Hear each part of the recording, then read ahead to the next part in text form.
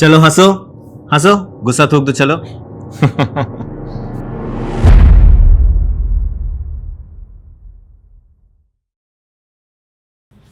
नमस्कार, मैं हूं रानी चैटर्जी और आप लोगों का स्वागत करती हूं क्राइम चक्र के नए एपिसोड में नई कहानी के साथ।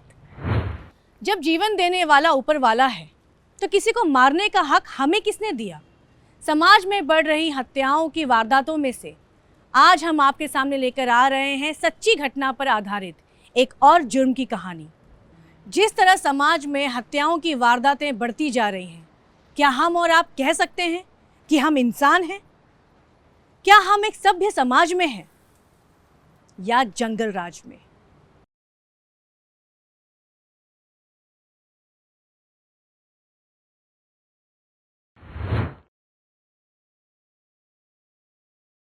ये लीजिए अपना टिफिन। रसिका, क्या हुआ? कुछ बात तो करो, नाराज हो? मुझे ना आपसे कोई बात ही नहीं करनी। आपके पास मेरे लिए टाइम ही कहाँ है? बस जब देखो काम काम काम।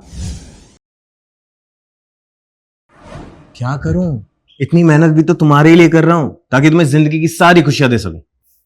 आप रेंटेड टैक्सी चलाते हो, दिन रात काम पर रहते हो, आपके पास मेरे लिए टाइम कहाँ है? और ये भी कोई काम हुआ भला?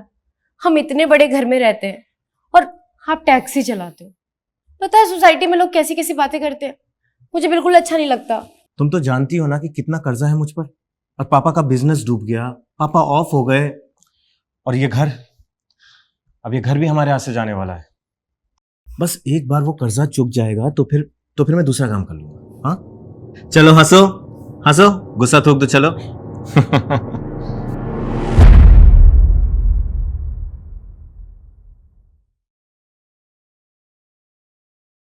सच बताओ यार, परेशान हो गया हूं, मन ही नहीं करता है जीने का। अरे सोच रहा हूं सबको छोड़ छाड़ करके कहीं चला जाऊं बस। दिन रात मेहनत करो फिर भी ये जिंदगी की भाग दौड़ खत्म ही नहीं होती है। परिवार को भी टाइम नहीं दे पा रहा हूं। ये टैक्सी चलाने का काम भाई भी ना साहब, जाओगे कहां? ऊपर?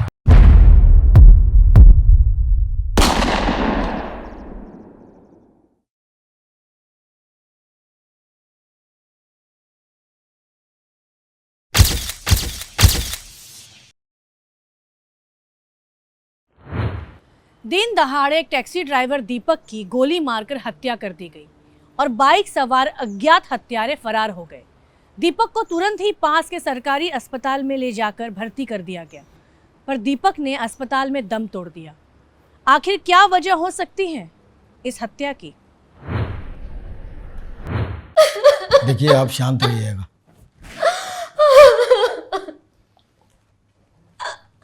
सर, ये दीपक की वाइफ है, मैंने ही फोन करवाया था। बॉडी को पोस्टमार्टम के लिए भेज दो। Sir,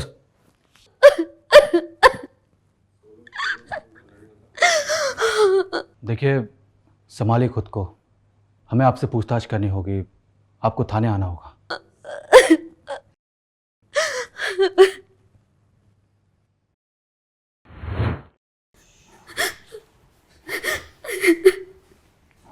please.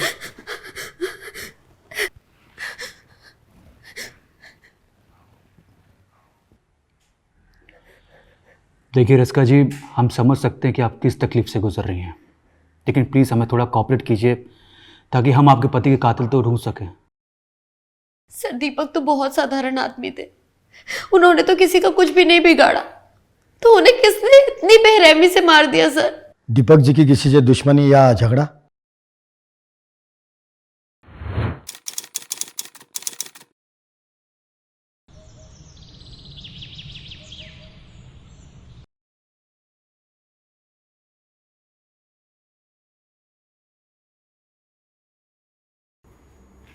ये बोल बोल बोल, कहां मेरा पैसा? बोल। सत्तू भाई देखिए, मैं आपका पैसा लौटा दूंगा, अभी मेरा काम थोड़ा कम चल रहा है, बस धीरे धीरे मैं आपका पैसा लौटा दूंगा। ये तेरा काम धीरे धीरे चले या तेज? मुझे मेरा पैसा नहीं मिला ना तो क्या कर रहे हो आप? ये चल हट।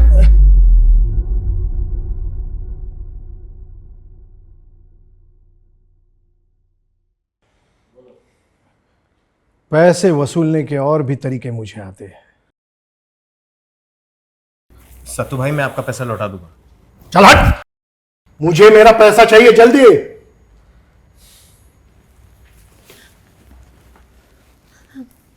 आप एक काम कीजिए, आप मेरे सारे गहने बेच दीजिए, पर इनका कर्जा चुका दीजिए। पागल हो क्या? मैं कमा लूँगा। और तुम मेरी बात ध्यान से सुनो, अगर बाय चांस मुझे कुछ हो जाए ना, तो इंश्योरेंस के पैसों से ये कर्जा चुका करके एक अच्छी ज़िंदगी जी लेना प्लीज़। कैसी बातें कर रहे हो आप? तुम जानती नहीं हो, सत्तू भाई बहुत डेंजरस आदमी है। ये सत्तू के बारे में पता लगाओ और लेकर आओ उसे। सर।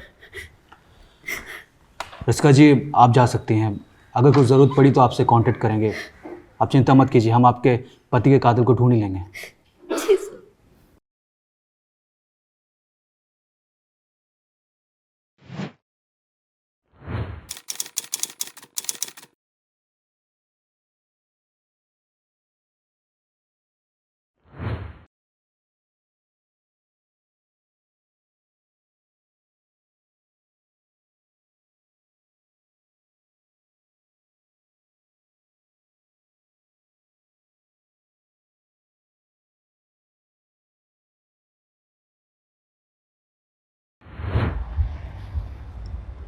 सर ये है सत्तू भाई।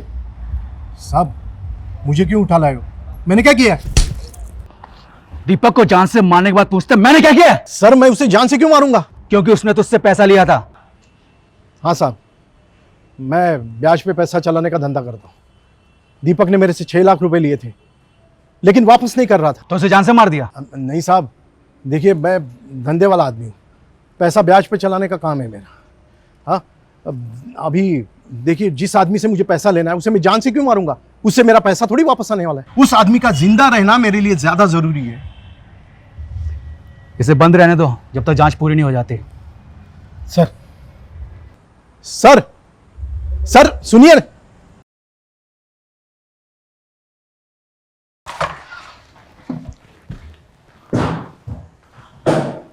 मुझे नहीं लगता कि सत्तू ने दीपक को मारा है। सर, दीपक के बॉडी में जो बुलेट मिली है, हमें उस बंदूक सप्लायर को ढूंढना होगा ताकि हमें उसके पास से कुछ पता चले। राइट, पता लगाओ बुलेट किस बंदूक की है और इसका सप्लायर कौन है, और सभी खबरी को एक्टिव कर दो फास्ट। सर।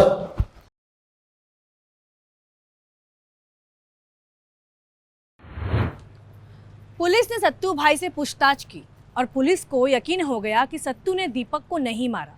पर क्या सच में दीपक के खून के पीछे सत्तू का हाथ नहीं था?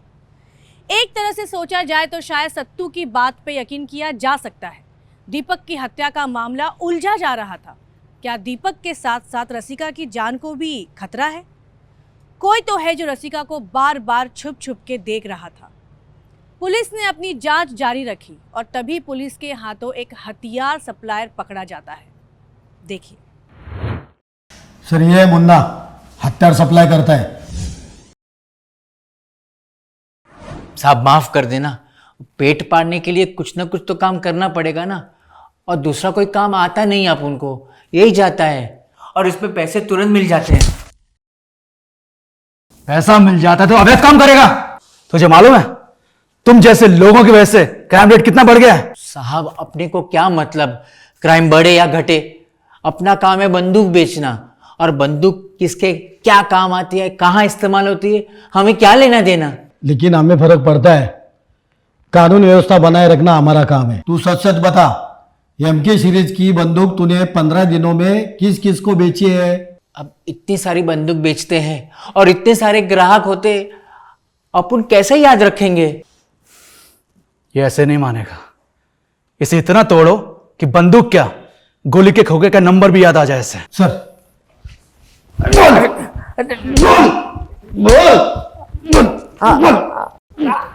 मुन्ना से पूछताछ जारी थी और मुन्ना इतनी आसानी से कुछ बोलने वाला नहीं था। पुलिस डिपार्टमेंट ने अपनी तरफ से पूरा जोर लगा रखा था। ज़्यादातर अवैध कारोबार में जो लोग काम करते हैं उनको कानून से ज़्यादा डर उनके पीछे जुड़े लोगों से लगता है। दूसरी तरफ कोई ठोस सबूत ना होने की वजह से सत्तू भाई को जमानत मिल गई थी। और फिर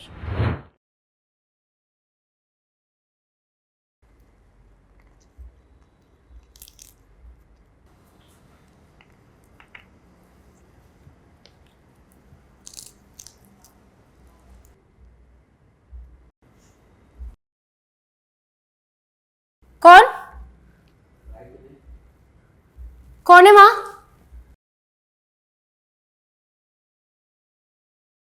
कौन है वहां?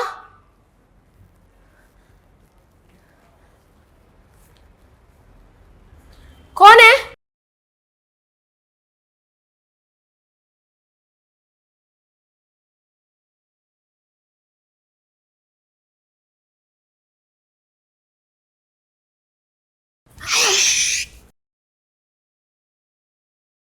ज्यादा आवाज करने की कोशिश मत करना, वरना जहां तेरा पति गया है ना, वहीं भेज दूंगा तुझे, समझी? तुमने मारा दीपक को? नहीं, लेकिन मार दिया होता तो अच्छा होता। पुलिस मेरे पीछे पड़ी है और मैंने तुम लोगों को पैसे देकर मदद की है। धंधा कहते हो उसे, ब्याज लेते थे तुम, ब्याज खोरो, और मदद कहते हो? ये ज्यादा मत बोलना, नहीं तो तेरी जिंदगी का ब्याज अभी इसी वक्त यहीं खत्म कर दूंगा। हाँ, बोल, कब दे रही है मेरा पैसा? वो तो दीपक ने लिया था ना, और दीपक तो अब रहे नहीं, तो कैसा पैसा? ज्यादा शान पत्ती मत कर। मुझे अगर मेरा पैसा नहीं मिला ना, तो याद रखना। दे दूंगी, दीपक का इंश्योरेंस का पैसा आने वाला है, फिर तुम्हारा पैसा भी लौटा दूंगी। एक महीने का टाइम देता हूं।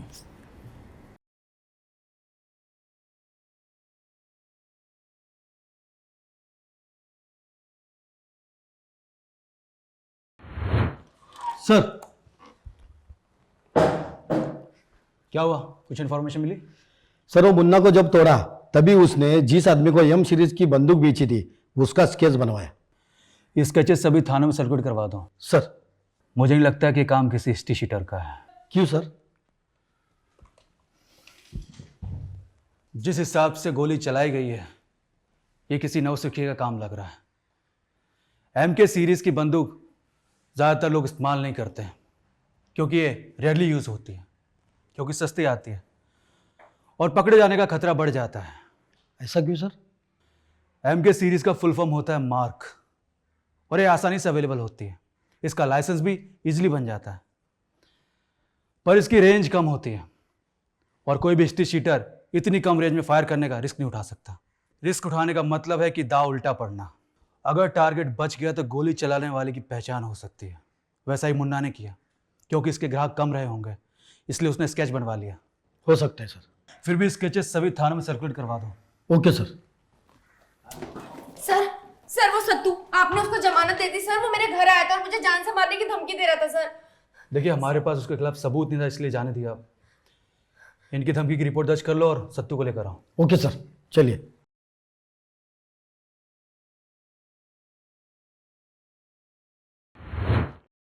एक तरफ दीपक के कातिल की तलाश पुलिस के लिए एक बड़ा मसला बनी हुई थी, और दूसरी तरफ सत्तू का यूं खुलेआम रसिका को धमकाना। पुलिस ने रसिका की कंप्लेंट पे सत्तू को वापस गिरफ्तार किया ताकि रसिका सेफ रह सके, पर आखिर कब तक? सर, आप कभी भी मुझे उठा लेते हो, जाने दो मुझे। तेरे खिलाफ कंप्लेंट है, तूने रसिका को जान से मारने की धमकी दी है। अरे सर, मैं तो उसके पास अपने पैसे मांगने गया था। तो क्या पैसा ऐसा धमका के मांगा जाता है? सर, एक तो इस फैमिली ने मेरा पैसा खाया है और ऊपर से मुझे फंसाए जा रहे हैं। तू बैठ। सर, ये फोटो सब जगह सर्कुलेट कर दिया। सर, ये फोटो? तू जानता है इसे? हाँ, ये तो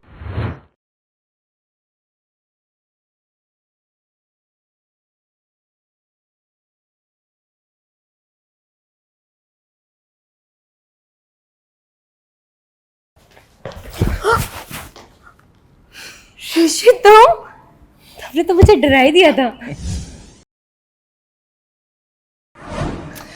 डराने का इरादा तो नहीं था, फिर सोचा थोड़ा डरा ही दूं। और ये दरवाजा ऐसे खुला नहीं छोड़ना चाहिए, वो सत्तू आ गया तो। सत्तू की चिंता तुम मत करो, उसे मैंने अरेस्ट करवा दिया। और पुलिस की बात रही तो वो तो दीपक के कातिल को पकड़ने में बिजी है, और इंश्योरेंस का पैसा भी आता ही होगा। फिर तुम और मैं कहीं दूर चले जाएंगे। दूर तो जाएंगे ही, पहले थोड़ा पास तो।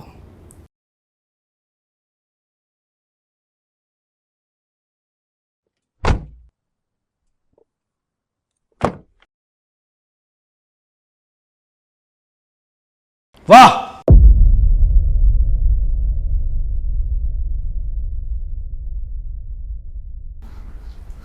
बहुत अच्छी प्लानिंग थी, लेकिन पुलिस इतनी बेवकूफ नहीं है जितना आपने सोच के रखा था। हमने आपके घर के बाहर एक कांस्टेबल तैनात करके रखा था निगरानी के लिए, जब सत्तू ने हमें इसकी पहचान के बारे में बताया था। ले चलो दोनों को, चल।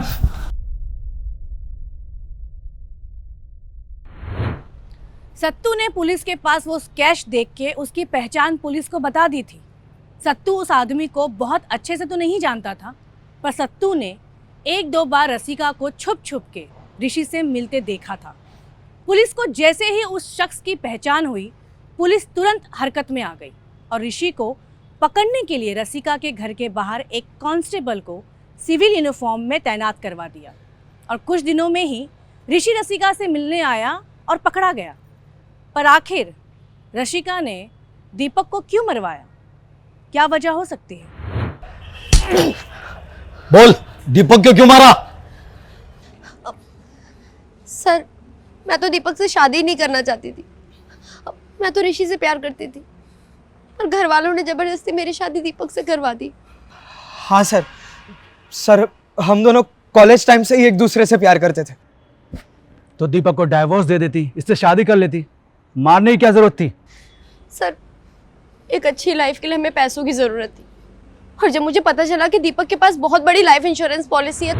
अगर बाय चांस मुझे कुछ हो जाए ना, तो इंश्योरेंस के पैसों से ये कर्जा चुका करके एक अच्छी ज़िंदगी जी लेना प्लीज़। तो मैंने उसे रास्ते से हटाने का प्लान बनाया, ताकि उस पैसे से हम दोनों एक अच्छी ज़िंदगी जी सके। सर ये पूरा प्लान रसिका का ही था। और एग्जीक्यूट तूने किया। अब तुम दोनों मिलके जेल के अंदर अच्छी जिंदगी बिताना, वो भी अलग अलग। आजकल लोग जानवर से भी ज्यादा बदतर हुए जा रहे हैं।